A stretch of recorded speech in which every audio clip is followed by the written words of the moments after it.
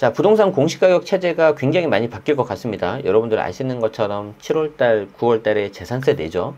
그리고 12월 달에는 해당되시는 분들은 종합부동산세를 내는데 그 보유세를 결정하는 가장 큰 변수 중에 하나가 부동산 공시가격이거든요. 그런데 이 공시가격이 굉장히 많이 바뀔 것 같아요. 그래서 언론에서도 소개가 나왔는데 결론이 뭐냐면 문재인 정부 이전으로 되돌린다. 대략 시세 한 70% 이하가 좀 될 것 같고 예상대로 된다면. 그런데 여기에 이제 덧붙이는 게 하나 있죠. 법 통과까지 난항이 예상된다. 한번 보도록 하겠습니다. 연합뉴스 기사고 9월 12일자 박초롱 기자님이 작성해 주셨네요. 이름이 낯이 익은데 많이 좀 제가 소개했었던 것 같아요. 자, 국토부가 이제 공시가격 산정책의 합리화 방안을 발표했는데 제 방송을 오래 들으신 분들은 아시겠지만 이게 원래 22년 말에 나오기로 썼어요. 그런데 23년도에도 좀 안 나오고, 그리고 이제 뭐 이게 계속 유야무야 되다가 지금 24년입니다. 지금 횟수로 지금 몇 년입니까? 조금 늦게 나와서 좀 개인적으로는 아쉽다. 그렇지만 이제 뭐 나름대로 고민이 있었겠죠. 사정이 있었겠죠. 요게 하나가 있고, 기존에 있었던 공시가격 현실화의 로드맵, 이게 이제 시세의 거의 90%까지 가버리는 거죠. 취지는 좋아요. 이제 현실 가격에 맞게끔 공시가격을 맞추자. 그건 좋은데, 이걸 시세가 이렇게 있고 90%까지 맞춰야 되니까 이걸 계속 계단식으로 올릴 수밖에 없는 거 이게. 근데 중간에 가격이라는 게 좀 떨어질 수도 있잖아요. 갑자기 역전되는 그런 케이스가 나오죠. 자, 그래서 요거에 대해서 이제 제안을 했는데 법 통과까지는 난항이 예상된다. 쉽지 않다는 거죠. 왜 쉽지 않냐 보겠습니다. 정부가 재산세 등 각종 세금을 매기는 기준이 되는 부동산 공시가격의 시세 변동만 반영한다. 시세 변동. 되게 이것만 보면 심플해요. 문재인 정부가 도입한 공시가격 현실화 계획 이전의 방식으로 되돌아가는 건데 그 전에 그렇게 했었다는 거죠. 주택 유형, 가격, 지역별로 시세 반영률의 차이가 나는 문제를 보완한다는 계획이다. 맞아요.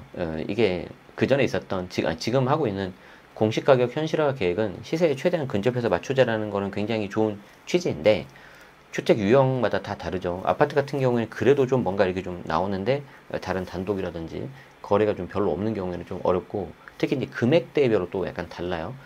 현재 공시가격 현실화 계획에 있어서는 15억 초과 고가주택은 훨씬 더 빨리 90%를 맞춰버리죠. 그러면 이제 뭐 퀘스천이 들지 않습니까? 아니 이거 왜 고가주택을 먼저 맞추는 거냐?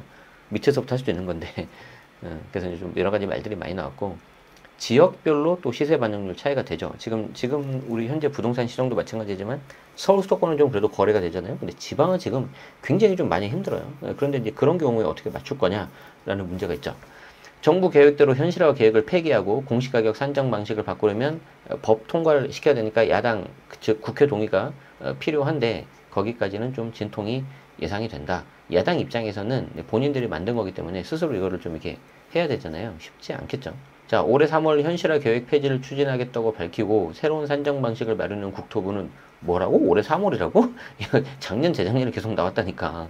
과거처럼 전년도 공시가격의 시장 변동률을 곱해 공시가격을 산출하겠다고 밝혔다. 이게 좀 제가 약간 흥분했는데 정확하게 말씀드리면은 처음에는 22년도에 나왔던 게 공시가격 이 현실화 계획에 대해서 이 큰 테두리 내에서 이제 바꾸겠다고 한 거였어요. 근데 거기에 대해서 뭔가 로드맵을 제시를 못했어요. 그게 이제 1년, 22년, 23년 됐다가 이제 올해 3월에 아예 그러면 현실화 이거 없애자. 이렇게 하고 나서 이제 이렇게 나온 거라는 거죠. 아니, 그러면 좀 그때부터 좀 했으면 더 좋았잖아요.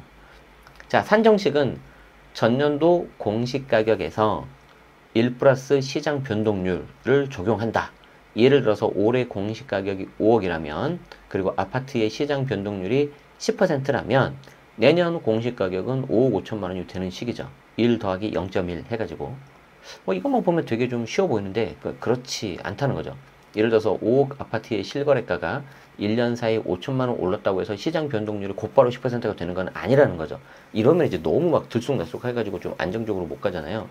그래서 국토부가 이제 여기에 대해서 예측 모형을 만들었는데 AVM, 오토매틱 밸류에이션 모델, 뭐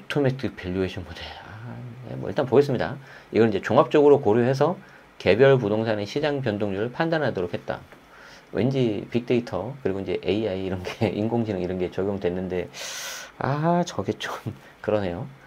시장 변동률에 왜곡이 생기면 공시가격에 대한 신뢰가 떨어질 수밖에 없기 때문에 조사자의 주관 개입 없이 시장 변동률을 얼마나 공정하게 산출할 수 있는지가 관건인데 한국 부동산원과 감정평가사들의 표본주택 공시가격을 매기면 각 지자체가 이를 토대로 해서 나머지 주택의 공시가격을 산정하는 방식으로 정해진다. 그래서 조사자가 입력한 시장 변동률의 적정성을 실거래가 그리고 감정평가사 같은 전문가들이 하는 감정평가 금액 등 객관적인 증거로 입증하니까 주관성이 개입될 여지는 없다 했는데 저는 이게 단정적으로 말하는 이런 거 굉장히 좀 조심해야 된다고 생각을 합니다. 뭐 세상에 뭐 100%가 어디 있어요? 완벽한 게 어디 있어요? 그렇죠? 여기 이제 보면 이렇게 나오는데 이제 보도자료 중 일부예요. 공시가격이 이제 전년도 공시가격에서 1 플러스 시장 변동률인데 이 별표 쳐놨죠. 조사자가 시장 증거에 입각해서 부동산 각각의 시장 변동률을 판단하되 벌써 여기서 판단이라는 말이 들어가잖아요. 균형성 제고가 필요하다고 인정한 부동산에 대해서는 균형성 제고분 추가 반영하겠다. 좀 뭔가 찜찜합니다. 어쨌든 지금도 공시가격 산정 때 시세를 반영하긴 하는데 현실화 계획에 따르면 공동주택은 2030년이고 단독주택 같은 경우에는 2035년이었습니다. 그래서 단계적으로 공시가격을 시세율 90%까지 끌어올리니까 어떤 문제가 생기냐면 일단 시세와 공시가격의 격차를 좁히는 거는 되게 좋은 취지였어요. 그런데 기계적으로 그냥 3%, 5% 계속 올리는 거죠. 그러다 보니까 이제 집값이 떨어지는 경우도 있잖아요. 22년도. 그때 집값은 떨어졌는데 공시가격은 이제 오르는 거예요. 그러니까 이제 황당한 거죠. 집주인들이 야 집값 떨어졌다고 막 폭락이라고 지금 뉴스에도 나오는데 왜 공시가격이 올라서 나의 재산세가 이제 올라갔냐라고 하니까 이제 할 말이 없는 거죠. 이제 그 복잡한 사연이 또 있어요. 세부담 상한도 좀 있고. 자, 그래서 이제 이렇게 두면 이제 보유세 부담이 너무 늘어나니까 아예 현실화 계획을 폐기하자. 이제 그래서 현실화 이유를 처음에는 바꾸려고 그랬다고. 그러다가 이제 올해 3월에 그냥 폐기 쪽으로 돌아선 거죠. 그러면서 이제 폐기를 하면서 시세 변동 외에 이제 그 나머지 가격을 움직이는 요소를 아예 그냥 없애버리겠다라는 겁니다.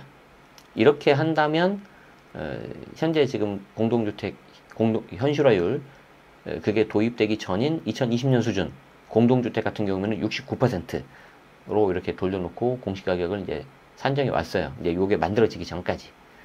그러니까 지금 우리가 보유세가 생각보다 좀 적은 겁니다. 국토부는 현실화율 90% 적용되는 시세 변동이 아예 없다고 가정해도 재산세 부담이 지금보다 재산세 부담이 61% 증가한다는 조세재정연구원의 연구 결과를 제시했다. 그러니까 지금 공동주택 현실화율 궁극적인 목표인 90%를 만약에 가버리면은 시세 변동이 아예 없어. 집값이 그냥 똑같이 간다 하더라도 전년 대비 그 전에 냈었던 보유세 즉 재산세 부담이 지금보다 61% 이렇게 늘어난다는 거죠. 그리고 전체 공동주택의 20%에서 공시가격 역전 현상이 나타날 거다. 그러니까 시세보다 오히려 공시가격이 더 높은 이제 말도 안 되는 이런 일들이 나온다는 거죠. 뭐 어쨌든 뭐 특히 이제 지역별로 다른 것도 좀 굉장히 문제예요. 한남동 같은 단독주택 같은 경우에는 시세 반영률이 40에서 50%밖에 안 돼. 그러니까 여기서 이제 또 재밌는 일들이 또 나오는 거예요. 매가는 20억인데 공시가격은 뭐 한 10억이 안 돼 버리니까 그런 물건 중에서 잘 찾아서 아마 한남동에도 일부 있죠. 6억 이하짜리를 찾아버리는 거예요. 왜 6억이냐? 6억 이하짜리를 찾아가지고 그걸 임대주택으로 묶어버릴 수가 있거든요. 거기 토거제니까 안 되는 거 아닌가요? 또 할 수 있는 방법이 있어요. 포괄 양수도로 매도한다는. 여러분들이 생각하는 것보다 훨씬 더 이렇게 부동산에는 굉장히 좀 다양한 기법들, 합법적으로 할 수 있는 방법들이 있습니다. 자, 그랬는데 이런 여기 부촌이잖아요. 좀 가격도 막 비싸고 나중에 막 들썩이고 있고 그러고 있는데 지방 저가주택은 70에서 80%. 그러니까 사실 뭐 지방이 문제가 아니라 일반적인 보통이 한 60에서 70% 정도는 나와줘야지 좀 어느 정도 맞는데 여기 이런 경우에는 40에서 50%밖에 왜 안 되냐 이렇게 나와버리는 거죠. 그래서 이제 균형성 제고는 요게 이제 굉장히 중요한데 3단계에 걸쳐서 이루어진다. 잠깐만 보겠습니다. 이거 어차피 이제 정부에서 하는 거기 때문에 우리는 뭐 이렇게 참고만 하면 되는데, 자, 정부는 조사자가 입력한 공시가격을 평가해서 균형성 평가 기준에 어긋나는 곳을 심층 검토 지역으로 선정한다. 와, 이걸 근데 누가 다 일을 하냐? 이 지역을 중심으로 균형성이 낮은 것으로 나타난 부동산 공시가격에 대해서는 중앙 부동산 가격 공시위원회의 심의를 통해 재산정을 요구한다. 그러면 대학 교수 등 외부 전문가가 재산정안을 최종 검수하고 국토부가 공시가격 열람안을 확정하게 된다. 심층 검토 지역 선정하고 여기에 대해서 재산정 요구하고 그러면 외부에서 해가지고 최종 검수하고 나면 국토부가 최종적으로 땡땡땡 확정한다는 건데 잘 모르겠는데 이거 일단 좀 봐야 되겠는데. 그래서 이제 여기에 대한 관련된 법을 부동산 공시법 개정안을 이제 즉시 발의할 계획이고 여기에 대해서 이제 국회 협조를 요청해서 조속한 시일 내에 법 개정을 이루려고 한다고 합니다. 그래서 이게 왜 중요하냐면 내년도 공시가격 있지 않습니까? 보통 4월달 공동주택은 4월달에 나오는데 그걸 어떻게 할지에 대해서 나오려면 올해 11월까지는 좀 발표를 해야 되나 봐요. 그러니까 지금 벌써 이제 추석 지나면 9월달은 이제 금방 훅 가버리죠? 그리고 10월달은 날씨 좋으니까 좀 놀러 좀 가야 될 거 아니에요, 우리가. 가을은 독서의 계절이 아니에요. 자, 그러면 10월달 또 지나고 나면 금방 또 11월달 돼버리니까 이제 좀 급한 거죠. 그래서, 이렇게 된다. 그런데 이제 제가 이제 처음 말씀드린 것처럼 공시가격이 결정이 되면 일단 가장 큰 영향을 미치는 게 재산세하고 종합부동산세입니다. 이제 재산세는 이제 다 내는 거지 않습니까? 그리고 이제 종합부동산세 같은 경우는 주택이 많은 경우, 그리고 이제 고가주택의 경우에 내는데, 그거 이제 여러분들이 좀 해당되시는 분들은 특히 더 잘 보셔야 되고요. 그 외에도 건보료, 기초연금, 기초생활보장, 수급자 선정 등 67개 행정제도의 기준으로 사용되기 때문에 굉장히 많은 거죠. 그래서 이 하나 정하는 단계가 쉽지 않다. 뭐 그래서 이제 좀 시간이 오래 걸리는 것 같긴 한데, 잘 어쨌든 의사결정자 분들이 잘 했겠거니 생각을 하고 우리는 요거 한번 좀 보시고 이게 어떻게 결정 나느냐에 따라서 내년도 우리 보유세는 결정이 난다. 갑자기 막 확 오르고 막 확 떨어지고 그러지는 않을 거예요. 그러긴 한데 그 부분에 있어서 좀 여러분들이 관심 갖고 계속 좀 지켜보시는 게 좋겠습니다. 자, 말이 나온 김에 우리 7월 달에 재산세 냈죠. 그리고 9월 달에 재산세 다시 또 냅니다. 똑같은 걸 내는 게 아니고 재산세가 이제 건물분하고 토지분이 있는데 건물분 7월 달에 낸 거고 토지분이 9월 달에 냅니다. 이제 검색해 보시면은 카드 혜택 같은 거 있으니까 찾아보셔가지고 하시면 좋을 것 같고, 저를 포함해서 해당되시는 몇몇 분들은 이제 종부세 내야죠. 12월 달에. 그래서 12월 이제 종부세, 내는데, 그 전에 9월 달에 이제 종부세 합산배제 신청 같은 게 있어요. 임대주택 같은 경우. 그거 관련해서 다시 한번, 제가 설명드리도록 할 테니까 구독하시고 알림 설정 하시면 여러분들이 편하게 관련 내용을 받아보실 수 있을 것 같습니다. 고맙습니다.